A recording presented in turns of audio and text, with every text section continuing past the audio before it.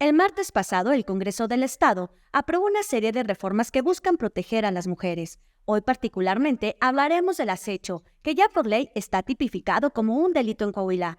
Para ello nos acompaña la diputada local Luz Helena Morales y la magistrada presidenta de la Sala Penal del Tribunal Superior de Justicia de Coahuila, María Luisa Valencia García.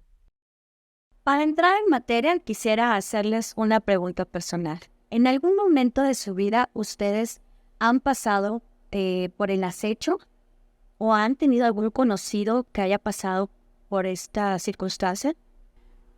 Pues fíjate que tal vez en algún momento sentí que me acosaron, tal vez, pero no de una manera de tocamiento y yo no lo identifiqué como si fuera un delito, pero sí era incómodo. Por ejemplo, cuando estaba en la universidad, una persona muy insistente, yo sentía que me perseguía, me dejaba mensajes en el carro, pero era como muy, muy curiosa la situación porque yo nunca supe quién era y siempre estabas como con el temor o con la vigilancia, ¿no? Pero al no existir un contacto físico, tal vez, pues yo decía, tal vez estoy exagerando, ¿no? O qué está pasando. En sí no fue, o no siento que haya sido algo grave, ha sido como lo más cercano que pudiera vivir, pero conozco personas cercanas a mi entorno que sobre todo después de terminar una relación de pareja, pues sigue esta persecución, estos mensajes. A una de mis amigas hasta le pusieron un rastreador o podían ver lo que ella mandaba de correos electrónicos. Te estoy diciendo esto hace más de 15 años, donde veía hacia dónde se iba, ponía de acuerdo, y pues ella no sabía, ¿no? ¿Cómo denuncias si no hay una amenaza, pero te están vigilando de manera constante?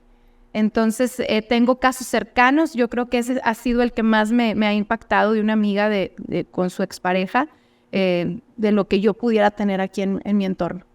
De manera personal, sí, también lo he vivido, lo viví ya hace algunos años, más de una década, sí, incluso recibiendo regalos precisamente para esa persecución o esa poder tenerte sometida o vigilada, como era el celular de la última generación, ¿sí? En ese sentido, pero se utilizaba para eso. Y en la vida profesional, pues desgraciadamente ha sido una constante que he visto en mi carácter como juez penal, que lo fui por varios años, ¿sí? Que ha sido una constante, incluso un preámbulo para delitos más graves. Yo también en algún momento de mi adolescencia lo pasé, pero también fue como conductas que normalizamos de decir, bueno, es que le gusto, ¿sí? O está coqueteando conmigo. Entonces, estamos hablando que será más, o es más común el problema que lo que creemos. Sí, ¿verdad? Así es. Muy bien, magistrada, ¿cómo podemos definir tipificación del delito del acecho? Bueno, precisamente es esa comunicación indeseable constante que se está haciendo, ya sea a través de mensajes, llamadas, regalos, post-it en los carros, de cualquier forma, que la víctima se sienta vigilada. Se da mucho, y lo hemos visto últimamente, precisamente como lo dice la diputada, en las redes sociales, ¿sí? Aquellos fans que tienes o seguidores, que le llaman, y que empiezan a ponerte mensajes en tus fotografías o en lo que tú estés posteando en ese momento, que ya van sobre esa vigilancia constante que tienen sobre ti, y te lo hacen saber de esa manera, porque esto es ahora sí que el ingrediente del acecho, ¿verdad? Que sepas que te estoy vigilando, que estoy de alguna manera sabiendo cuáles son tus movimientos o qué es lo que estás haciendo. Y puede ser desde decirte, ya supe que estuviste en este lugar, o desde cómo vas vestida ese día, ¿sí? En ese sentido. Y aquí es una conducta que mínimo debe ser reiterativa, al menos en 2 ocasiones, para que se pueda determinar en ese sentido que se está acechando a la persona, y además que le está causando ese estado de inquietud y de zozobra que puede llegar hasta hacer únicamente un cambio en redes sociales o en teléfono celular, o hasta un cambio en su plan de vida. Muy bien. Diputada Luz Helena, ¿cómo nació para tipificarlo como un delito? ¿Sí? ¿Y cuándo entrará en vigor? Fíjate que hace un año exactamente, por invitación del presidente del Tribunal Superior de Justicia del Estado, acudimos a una reunión con la Embajada de Canadá. Y estaba aquí estaba la embajadora con un grupo de abogadas y comentaban que habían analizado la legislación mexicana respecto a qué delitos había en Canadá y en México y encontraron que no existe la figura de acecho en toda la legislación mexicana, ni en los estados ni a nivel nacional. Entonces ellas andaban buscando que pudieran que pudiéramos conocer las diferencias en cómo nosotros tenemos legislado el acoso y qué es porque está legislado como acoso sexual y qué sería el acecho. Y el acecho, como lo comentaba la magistrada, es el acoso sin necesariamente tener la connotación sexual de la conducta que está ya en el código. Entonces se empezó en esta plática, nos enseñaron cómo está la legislación de Canadá y de otros países donde está legislado. Y la verdad es de que pues nos pusimos a trabajar, liderados por la magistrada, un grupo de personas del tribunal y del Congreso para poder estar armando una propuesta de iniciativa para poder crear. En su momento se pensaba que si se tenía que crear un delito o se tenía que incluir en algún otro. Y bueno, ahí es donde todo el expertise de las personas del Poder Judicial abonaron a que tenía que ser un delito autónomo que puede ir en concurso con otros delitos y que pues surgió una propuesta que se hizo presente en la Comisión de Igualdad, la cual presido en el Congreso, y donde al presentársela a todas las diputadas que forman parte de la comisión, cabe destacar que es una comisión donde están diputadas de todos los partidos políticos, del PRI, del PAN y de Morena, arroparon esta iniciativa, la presentamos en su conjunto, así de una manera muy amable. El trabajo que se hizo en esta mesa nos la pasaron hacia las diputadas y es como la presentamos a pleno. Y el pasado martes, que fue 24 de octubre, sesionamos donde salió ya el dictamen aprobado por unanimidad del Pleno del Congreso creando este nuevo delito de acecho, pero también cabe destacar que se incorporaron y se hicieron modificaciones a más delitos como el tema del feminicidio, de la violencia familiar, donde estamos incluyendo y ya especificando violencia en el noviazgo, porque era un poco difícil encuadrarla actualmente en el precepto ya como violencia familiar, y también algo que nos habían estado pidiendo mucho los colectivos, la violencia vicaria. Entonces, sin duda, la sesión pasada del Congreso fue un parteaguas y fue una sesión muy relevante en cuestión de atender y de prevenir la violencia contra las mujeres. Muy bien, en Coahuila ya está como un delito, pero ¿existe algún otro estado a nivel nacional? Nuevo León estaba trabajando y Sinaloa estaban trabajando también en incluir este delito de acecho como un delito autónomo. Pero todavía, que yo sepa, no sé. Todavía no, Coahuila es pionero. De hecho, nos visitó una persona de Nuevo León, donde nos manifestaba el proceso que ella estaba llevando, donde ya había tenido reuniones en el Congreso para tipificarlo, pero ella sí nos contaba su situación personal, que ha sido acechada y que no había los mecanismos de denuncia y que sus denuncias habían recaído en amenazas. Y lo difícil que era para ella el poder tener esa seguridad y tranquilidad debido a que en la legislación no había una manera de protección. Muy bien. En el violentómetro nos marca conductas como intimidación, el stalkear redes sociales y amenazas como primera escala.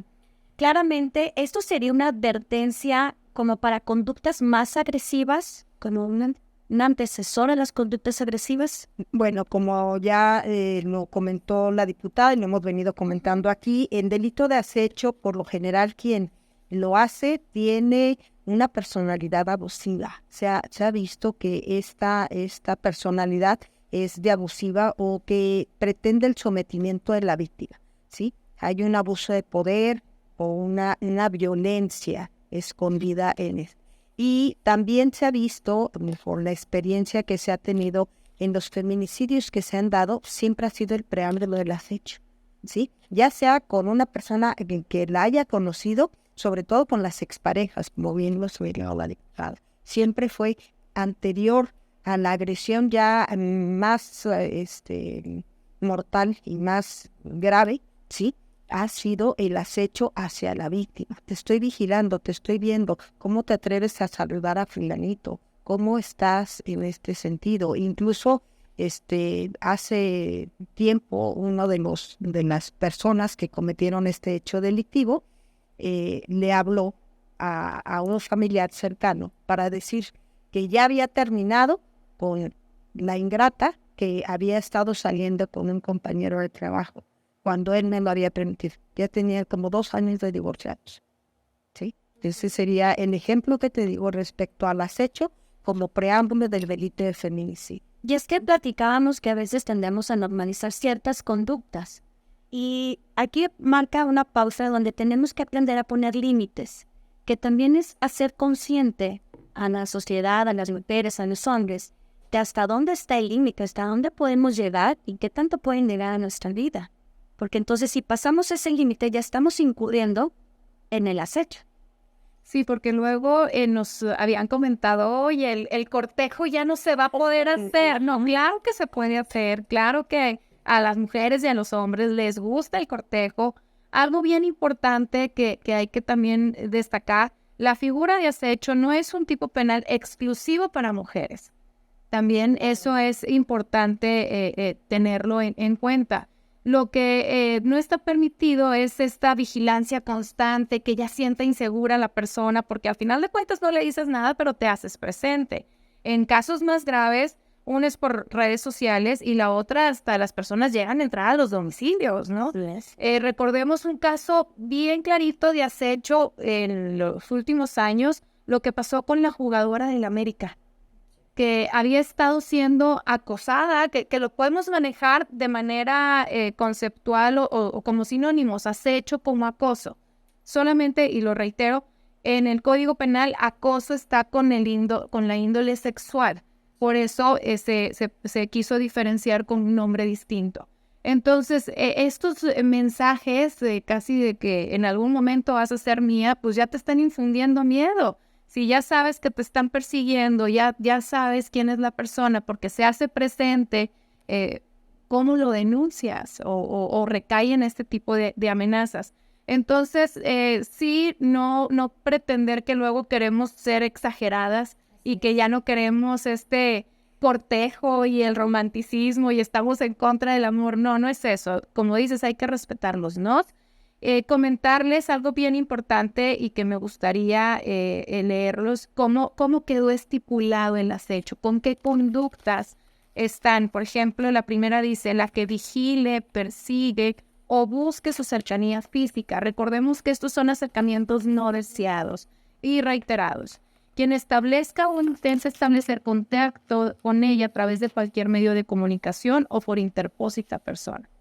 Atente contra su libertad o contra su patrimonio, contra la libertad y patrimonio de las personas que están próximas a esto. Es lo que decía, te busco a través de tu mamá, de tus hermanos, de tus familiares, para decirte que sé que estás teniendo una relación, sé que estás saliendo, y hasta te puedo mandar una amenaza. Atente a las consecuencias, o estoy aquí presente. El de realizar conductas tendientes a que la víctima o cualquier persona con quien mantenga lazos de parentesco o amistad sufra daños en su persona o en sus bienes. Y hay agravantes que la propuesta complementa muy bien lo que nos comentaba el Tribunal Superior de Justicia cuando decían, cuando el acechador ingrese al domicilio de la víctima. Ahí hay una modalidad que inmediatamente se tiene que agravar. Cuando se cause un daño físico o psicológico a la víctima, con quien mantenga lazos de parentesco, ¿no? O sea, cuando las amenazas se las haces a tus padres, a tus hijos, entonces también se configura la conducta. Cuando se comete la conducta con el uso de armas y no se cause un daño físico. Te estoy enseñando aquí una pistola, o te estoy enseñando aquí, lo más te lo enseñé. No me acerqué, pero entonces tal vez no se podría encuadrar la amenaza, ¿no? Sí, claro, Es acecho. Cuando se incurre en actos de acecho quebrantando o incumplimiento una orden de protección. Sí, es muy común para cuando se tiene una orden de restricción. Buscan distintos mecanismos, sobre todo a veces utilizan a los hijos para quebrantar estas órdenes. Cuando se cometan actos de vandalismo en perjuicio de los bienes muebles e inmuebles de la víctima. Otra es cuando la conducta provenga de una persona adulta contra una persona menor de edad. Cuando se cometan contra mujeres embarazadas o personas que están en situación de vulnerabilidad. Cuando también se cometan en razón de la identidad de género, se está contemplando y haciendo una modalidad más agravante. Cuando los actos se cometan por tema de violencia de género. Esto es bien importante, cuando se cometan por cobro de un adeudo existente o inexistente. O sea, aquí ya no estamos hablando de una relación de pareja. El tema de que te estén hablando o hasta te esté buscando en tu casa para que pagues, para que puedas estar pagando un adeudo que tú no tienes o que tal vez sí tienes, pero que ya tienes un convenio en el banco y te siguen marcando y te siguen visitando. Fíjate que ahora que estuve en campaña en la colonia Guayulera se acercó una joven muy angustiada y me dice, pedí un préstamo porque necesitaba para que mi mamá esté enferma, lo he estado pagando, nos retrasamos. La persona que nos prestó, que era una institución, digamos que Patito, digo, pero las personas que trabajan ahí en la institución me marcan a mi celular y me dicen que ahora tengo que ir a pedir un préstamo con otro lugar para pagar o que les puedo pagar con un refrigerador, que vaya y lo compre y lo saque a mi nombre y se lo van a dar a ellas y ahorita van a venir por mí porque quieren y me están obligando que haga eso. Y entonces dices, oye, ¿qué figura actualmente ella pudiera tener para demandar? Bueno, pues hasta el martes no tenía ninguna figura. Ahora se podría configurar esto como has hecho. Qué interesante, porque incluso están las aplicaciones, ¿verdad? En el celular, en donde empiezan a prestar dinero y entonces empiezan a asustar a las personas porque son deudoras. Y entonces ya se contempla como un acecho. Así es. Muy bien. Y por último, cuando se utilice aparatos tecnológicos, los drones, que se esté utilizando distintos aparatos de vigilancia para poder estar viendo qué sucede en el entorno, en la casa de la persona acechada. Son agravantes que se están contemplando. O también cuando se amenace a un miembro de la familia de la víctima, ¿sí? A una persona que también recaiga en ellos esa amenaza. Esa amenaza. Magistrada, suponiendo que yo soy víctima de este delito, ¿cómo y dónde puedo denunciar? ¿Y qué puedo aportar como pruebas para que se realice o inicie una investigación? ¿Dónde se puede denunciar? Definitivamente ante la gente del Ministerio Público, pero incluso también las policías tienen esa facultad de poder obtener tu denuncia. Si en un momento dado te sientes en peligro, en ese momento puedes acudir a la policía, iniciar en ese momento con tu denuncia ante la policía para después pasar y ratificarla ante el Ministerio Público.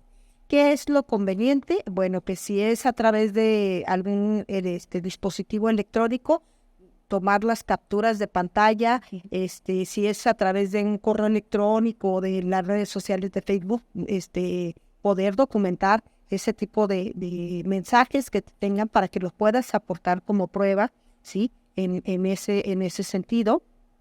Y pedir incluso medidas de protección al Ministerio Público, que las puede poner en un primer momento, prohibiéndole en este caso a la persona, al sujeto activo del delito, que se acerque y que se comunique contigo a través de cualquier medio o de interpósita persona incluso, para que no sean, para una vez hacer esto, poderla ratificar ante el juez si fuera necesario ante el juez de control, ¿sí? Pero sí lo que se recomienda en este caso, primero que se tenga a salvo la víctima si se siente que en ese momento pudiese estar en una situación de peligro, que acuda ante la policía, ante algún familiar o ante hasta con los bomberos puede acudir en el lugar que se esté, que se vaya a un lugar seguro, sobre todo un lugar público, ¿sí? Que pudiera ser, pero que presente su denuncia y pida las medidas de protección para que sean estas decretadas y le sean notificadas a la persona, al sujeto activo. Me dicen, bueno, pero si no nos encontramos,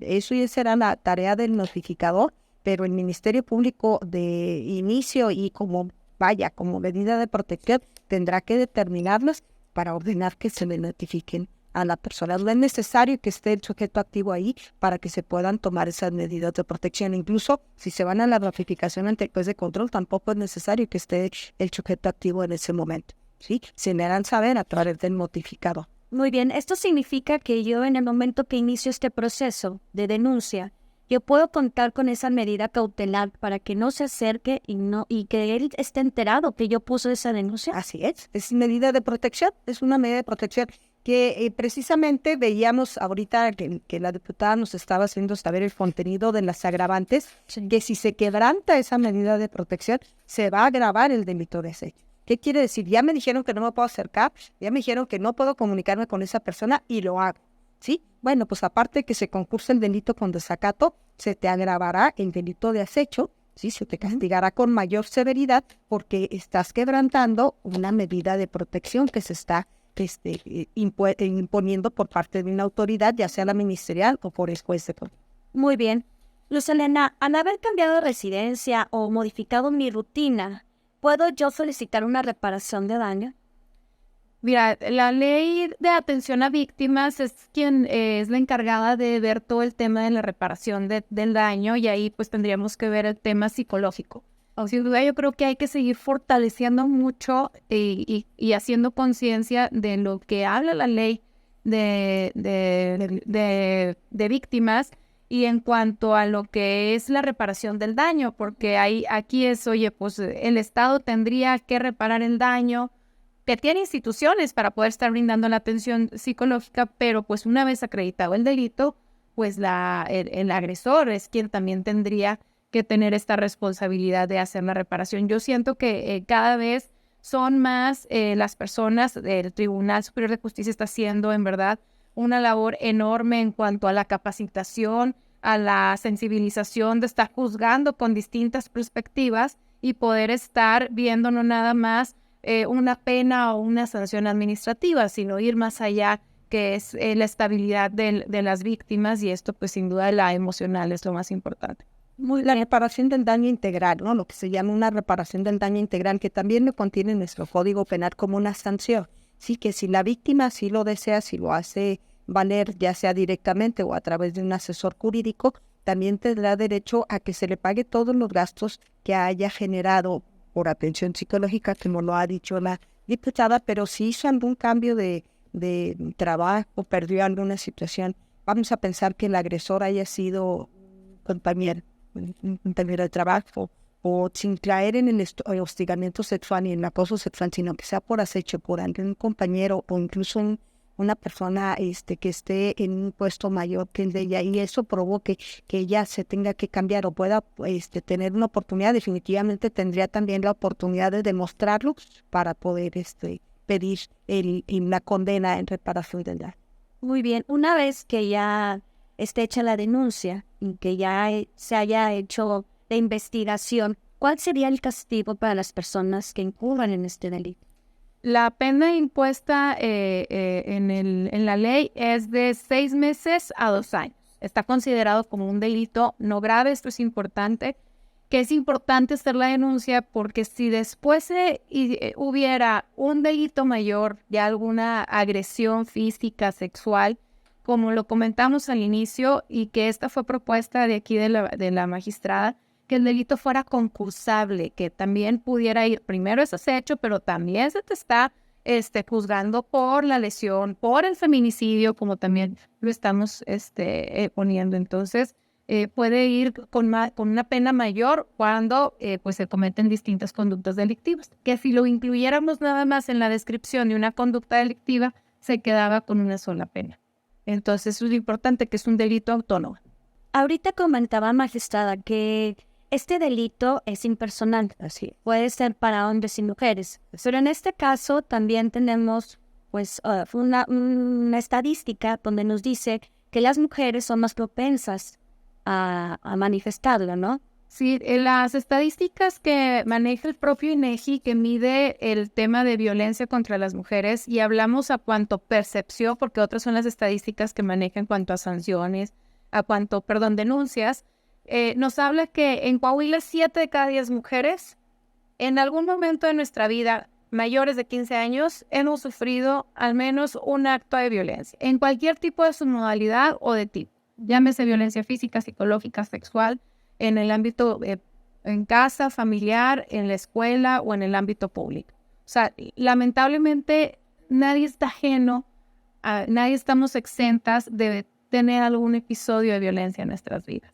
Entonces, muchas veces estos delitos, como ahora lo podría ser el acecho, el tema de violencia familiar, en su mayoría son recurridos por mujeres, donde son las mayores que van haciendo estas denuncias, pues derivado de la estadística, y se pudiera pensar que son delitos exclusivos para nosotras. Y ahorita es lo que la magistrada nos explicaba, que son impersonales. Así, son delitos, son figuras impersonales, que la víctima puede ser tanto un hombre como una mujer. Como bien lo ha dicho la diputada, en la mayoría de los casos ha recaído la conducta en las mujeres, ¿sí? Han sido ellas las que han sido víctimas, pero también tenemos otra cosa, que el hombre difícilmente denuncia este tipo de delitos. No lo hace por temor al prejuicio, al qué dirán, ¿sí? Y no recurre a las instancias necesarias para hacerlo. O también, bueno, se le da un nombre de alguna mujer que se vio afectada en ese sentido como si fuera una ley propia para ella y para su género. Y no, son delitos impersonales.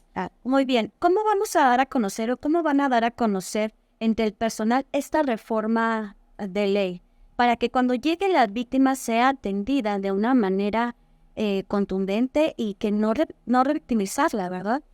Definitivamente tiene que ser una capacitación constante que se debe de hacer tanto en quien se procura la justicia como quien la administra, para efecto de que se juzgue si se investigue con perspectiva de género, ¿sí? Tenemos que entender aquí en ese sentido la perspectiva de género, también actos de molestia, sí, que pueden hacer. Y vaya, hablo de perspectiva de género y tampoco quiero que se dé a entender que solamente es para el género femenino, ¿no? La perspectiva de género nos habla de personas vulnerables, ¿sí? Lo tenemos que aplicar de manera específica para personas vulnerables. Puede ser los niños, los adultos mayores, las mujeres, por ser un grupo que en la historia han venido cayendo en este tipo de grupos. Entonces, sí se tienen que hacer investigaciones especializadas con perspectiva de género, y el procedimiento también lo tendrá que ser de esta manera para poder no caer ni en los prejuicios ni en la normalización por parte de quien investigue y por parte de quien juzga, sino que sea realmente una justicia imparcial y objetiva, ¿sí? La que se reciba desde la primera atención que tenga la víctima hasta la final con la sentencia. Muy bien. Yo quiero nada más mencionar algo, que ahorita el proceso legislativo aún no concluye. Si bien ya fue aprobado por el Pleno, ahora lo que se ha remitido o el proceso para que la ley pueda ya tener estos efectos y pueda estarse aplicando, falta lo que es la promulgación por parte del gobernador y la publicación en el periódico oficial. Una vez que estén agotados estos dos pasos, que yo estoy segura que va a ser en las siguientes semanas, ahora sí se podría acudir al Ministerio Público a poner lo que es alguna denuncia por acecho. Y yo estoy muy segura que tanto el tribunal como la fiscalía pues tienen ya como sus rutas de cuando existen los cambios a las leyes, sobre todo al Código Penal en este caso, para poder estar actualizando de manera constante al personal que labora con ellos. Muy bien, Luz Helena, ¿dónde pueden consultar esta ley? Está en la página del Congreso, donde la pueden estar consultando. Con mucho gusto también si me mandan un mensaje en mis redes sociales, Luz Helena Morales, en Facebook o en Instagram, con mucho gusto se las hacemos llegar. Muy bien, ¿cuál sería el mensaje para la ciudadanía? Bueno, como el derecho penal es un derecho preventivo, es el que sepa cualquier persona que no puede hacer uso de algunas herramientas ni tecnológicas ni de ninguna otra naturaleza para hacer sentir insegura a ninguna otra persona, ¿sí? Para no hacerla sentirse amenazada a tal grado que pueda, desde un cambio fácil de teléfono hasta un cambio de proyecto de vida. Ese sería el mensaje, el que no lo hagas, ¿sí? Para que no te veas en ninguna consecuencia en este sentido, pero además con la visión de que no pase a un delito mayor, porque también sería importante establecer tanto a un delito mayor o a una consecuencia mayor. El desacato a una orden de un juez puede dar pauta a, en una medida cautelar, ¿sí?, establecer o justificar la más intrusiva, que es la prisión de una persona, si se considera que ya no solamente desobedece a la autoridad, sino que viene a ser una amenaza para una persona o para una sociedad. Sí, bien. Luz Helena. Que por más leyes que tengamos, más tipos penales por cada una de las conductas o que pudiéramos estar desdoblando, mientras no tengamos un cambio social, la violencia va a seguir existiendo. O sea, el llamado justamente esto, las instituciones no podemos solas, el poder legislativo sí hace leyes, modifica, puede estar creando estos tipos penales, pero tenemos que seguir trabajando. El poder ejecutivo puede seguir haciendo todas las materias de prevención, de atención, el poder judicial sancionar y erradicar, pero más bien la erradicación tiene que ser en su conjunto. Necesitamos de la sociedad para poder estar evitando discriminaciones. Yo siempre digo que a menor discriminación, menor violencia.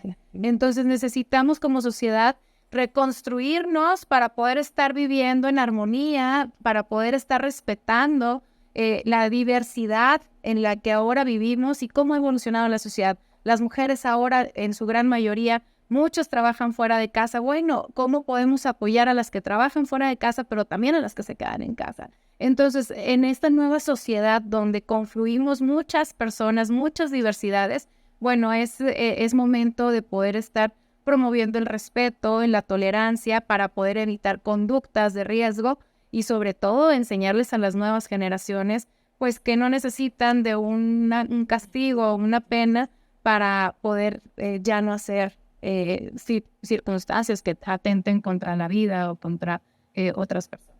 Sería ahí invitar a la familia a hacer la reflexión, ¿no?